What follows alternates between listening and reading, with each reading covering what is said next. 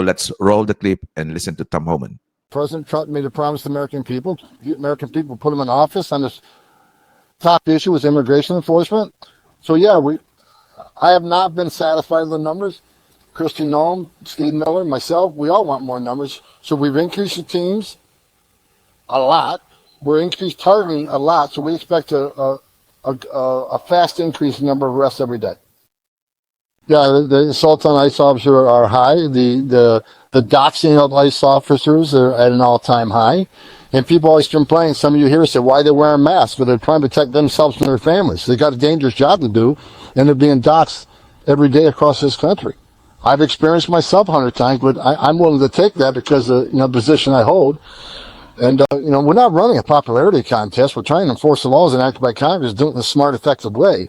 So, yeah, the results are up, but it won't be tolerated. We've already shown you put a hands on an ICE officer, you didn't be prosecuted to the highest extent of the law. So we're not playing that with any threats against ICE officers. Doxing, we're going to look at doxing. We're going to take action on that also. Anything else? The last number I saw was right around 8,500. As far as the CBP Home Act, there's thousands of deportations. They're not going through the app, they're just leaving. Intelligence reports showing traffic going south, not only through Mexico, but even the Darien Gap. So there's a lot of self-deportation. I hope they take advantage of it because, they can leave on their own terms, get their affairs together, or we can go find them and formally deport them, which is going to set a bar against them coming back to the country under a legal program. So they should self-deport, give themselves an opportunity, maybe in the future, to come back as a visitor or a tourist, or maybe they have a U.S. citizen child that can petition for them. Well, we have to formally go through the process of seeking them out and formally deporting them. There's a statutory bar placed against them from ever come back to the country.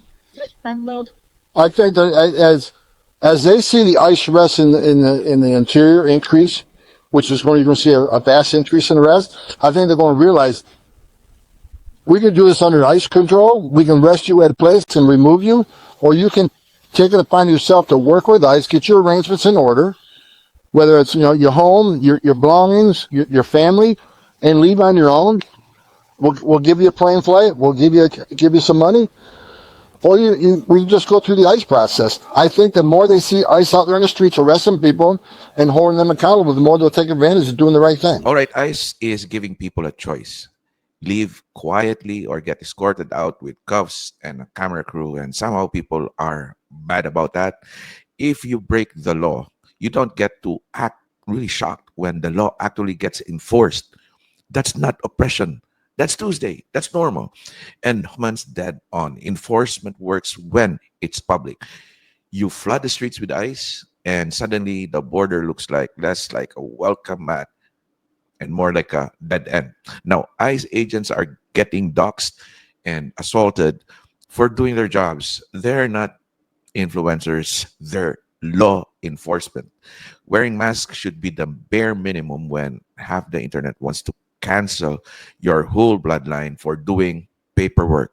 Bottom line, no borders, no nation. And handing out soft landings to people who broke in, that's not compassion. It's chaos. Hoffman brings the heat, and it's way overdue.